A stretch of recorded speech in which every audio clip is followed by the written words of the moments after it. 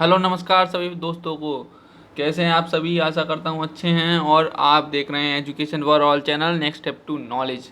ठीक है दोस्तों, आज है दिनांक 29 मई 2020। तो 29 मई 2020 से जो टॉप 20 करंट अफेयर्स के क्वेश्चन हैं वो आपके सामने लेकर उपस्थित है। साथ ही साथ दोस्तों, जो वीडियो के डिस्क्रिप्शन बॉक्स में जो क्विज़ होती है उसको आप ज़रूर हल किया कीजिए, जिससे आप वीडियो में कितनी जानकारियाँ पा गए हैं वो आपको पता चलेगी। ठीक है दोस्तों, और लास्ट का क्वेश्चन को जरूर हल किया कीजिए जो हम वीडियो के एंड में रखते हैं। चलिए दोस्तों, शुरू करते हैं अपना वीडियो। नाइजर गणराज्य में भारत का नया राजदूत किसे नियुक्त किया जाएगा? तो कंप्यूटर महोदय जरा उत्तर बता दीजिए इसका। पी के नायर। किसी के है दोस्तों? पी के नायर को। ठीक है, अब नेक्स्ट क्वेश्चन की तरफ बढ़ते हैं। हाल ही में वरिष्ठ नागरिकों के लिए LIC कौन सी योजना शुरू कर रही है? आइए देखते हैं। प्रधानमंत्री वय वंदना योजना। दोस्तों, मासिक पेंशन का विकल्प चुनने पर वरिष्ठ नागरिकों को स्कीम में 10 साल तक निश्चित दर से गारंटी शुदा पेंशन मिलती है।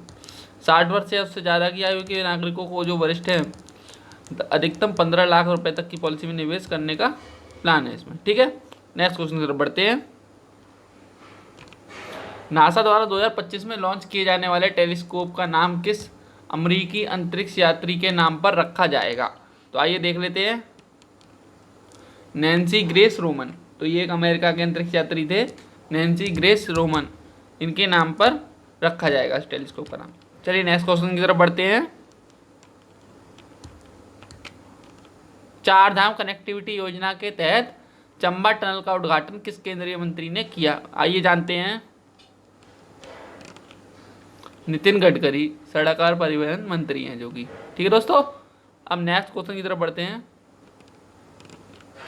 पावर फाइनेंस कॉर्पोरेशन ने NBPCL के साथ कितने मेगावाट की पनबिजली परियोजना का समझौता किया है?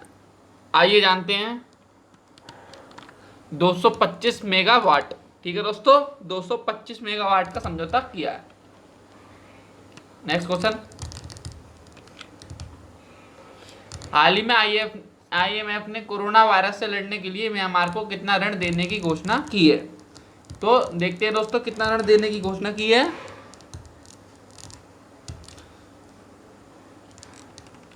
$700 मिलियन की। कितनी की है दोस्तों? $700 मिलियन की। ठीक है, नेक्स्ट क्वेश्चन की तरफ बढ़ते हैं हम। हाल ही में WHO ने कोविड-19 या कोरोना वायरस के मरीजों के इलाज में किस बीमारी की दवा के परीक्षण पर रोक लगा दी है? आइए देखते हैं दोस्तों। मलेरिया। ठीक है दोस्तों, तो मलेरिया की दवा का परीक्षण नहीं किया जा सकता आप कोविड-19 के मरीजों पे, WHO के अनुसार। चलिए नेक्स्ट क्वेश्चन की तरफ बढ़ते हैं। विश्व मासिक धर्म स्वच्छता दिवस किस तिथि को मनाया गया? आइए देखते हैं। 28 मई। दोस्तों, महिलाओं के मासिक धर्म से जुड़े सामाजिक कलंक की बुराई के विचार को बदलना एवं अपने मासिक धर्म को स्वस्थ तरीके से प्रबंधित करना इस दिन का उद्देश्य माना जाता है। और इस वर्ष की थीम क्या रही है? विश्व मारी में महावारी। चलिए नेक्स्ट क्वेश्चन की तरफ बढ़ते हैं। यूरोपियन यूनियन ने कोरोना वायरस की बीमारी से आई मंदी से अर्थव्यवस्था को बाढ़ने के लिए कितना रिकवरी फंड जारी करने की घोषणा की है? आइए जानते हैं। 750 बिलियन यूरो, यानी कि $825 बिलियन। ये दोस्तों ये यूरो नहीं है, जो $825 बिलियन है। ठीक है दोस्तों, उसको करेक्ट कर लीजिएगा। नेक्स्ट क्वेश्चन की तरफ बढ़ते हैं। किस संस्थान ने AI या आर्टिफिशियल इंटेलिजेंस आधारित चैटबॉट PAI लॉन्च किया है? आइए जानते हैं। NPCI ने। ठीक है दोस्तों, ये एक चैटबॉट लॉन्च किया है NPCI। इसका हेडक्वार्टर मुंबई में है और स्थापना 2008 में हुई थी। NPCI यानी national payments corporation of India. चलिए नेक्स्ट क्वेश्चन की तरफ बढ़ते हैं। विश्व भूख दिवस कब मनाया जाता है? आइए देखते हैं। 28 मई को। ठीक है दोस्तों, 28 मई को मनाया जाता है। ये वैश्विक स्तर पर हंगर प्रोजेक्ट की एक पहल है। फिलहाल इस योजना के माध्यम से 820 मिलियन या कह सकते हैं 82 करोड़ लोगों को भोजन उपलब्ध कराए जाने की योजना इससे बन रही है। ठीक है दोस्तों, अब नेक्स्ट क्वेश्चन की तरफ बढ़ते हैं। और साथ ही दोस्तों एक विश्व खाद्य दिवस जो होता है वो 16 अक्टूबर को मनाया जाता है, ये भी आपको बताना हूँ, कभी कंफ्यूज ना होइएगा भूख दिवस और खाद्य दिवस में। भूख दिवस जो 28 मई और खाद्य दिवस 16 अक्टूबर को। ठीक है, नेक्स्ट क्वेश्चन की तरफ। भारत और एशियाई विकास बैंक के मध्य महाराष्ट्र में राजमार्गों की स्थिति सुधारने के लिए कितनी धनराशि का समझौता हुआ है? आइए जानते हैं। 177 मिलियन डॉलर का। ठीक है, एशियाई विकास बैंक और भारत के बीच हुआ है समझौता। चलिए नेक्स्ट क्वेश्चन की तरफ बढ़ते हैं। किस संस्थान ने खेलो इंडिया एथलीट्स के खातों में 30,000 रुपये जमा किए हैं? आइए जानते हैं कौन जमा करेगा इसके। SAISI sports authority of India. तो भारतीय खेल प्राधिकरण ने 2700 से भी अधिक खेलो इंडिया एथलीट्स के खातों में लगभग 8.25 करोड़ रुपए जमा किए हैं। खेलो इंडिया योजना के तहत भारत सरकार 8 वर्ष की अवधि में 5 लाख रुपए प्रति वर्ष की राशि देती है। ठीक है दोस्तों, नेक्स्ट क्वेश्चन की तरफ बढ़ते हैं। रूस ने किस प्रोग्राम के तहत स्टेल्थ बॉम्बर विमान को विकसित किया? आइए जानते हैं। Perspective aviation complex for long range aviation या पकड़ा, PAKDA। दोस्तों ये एक प्रकार का बमवर्षक विमान जो है जिन्होंने डेवलप किया है, और ये जो है सुखोई जैसे विमान थे उनके बाद जो सेकंड पीढ़ी का विमान है, ये मान के चलिए आप। ठीक है दोस्तों, सेकंड पीढ़ी का विमान है ये, और ये एक बमवर्षक विमान है। ठीक है दोस्तों, शायद बताया जा रहा है कि 2021-22 के बीच इसकी लॉन्चिंग हो सकती है। नेक्स्ट क्वेश्चन पर बढ़ते हैं। विश्व डेवलपमेंट बैंक के बोर्ड ऑफ गवर्नर्स की बैठक में भारत की ओर से किसने भाग लिया है? आइए जानते हैं।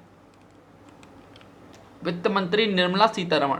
ठीक है दोस्तों, वित्त मंत्री निर्मला सीतारमण। चलिए नेक्स्ट क्वेश्चन पर बढ़ते हैं।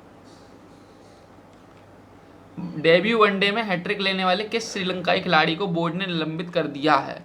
आइए जानते हैं। शेहान मधुसनका। ठीक है दोस्तों, शेहान मधुसनका श्रीलंकाई खिलाड़ी हैं। चलिए नेक्स्ट क्वेश्चन पर बढ़ते हैं। हाल ही में अमेरिका ने किस राष्ट्र को कोरोना वायरस से निपटने के लिए $60 लाख की मदद की घोषणा की है? तो आइए जानते हैं किसने की है, किसे की है, माफ कीजिएगा, पाकिस्तान। ठीक है दोस्तों, तो अमेरिका ने पाकिस्तान को आर्थिक मदद की है कोरोना वायरस से निपटने के लिए। चलिए नेक्स्ट क्वेश्चन की तरफ बढ़ते हैं।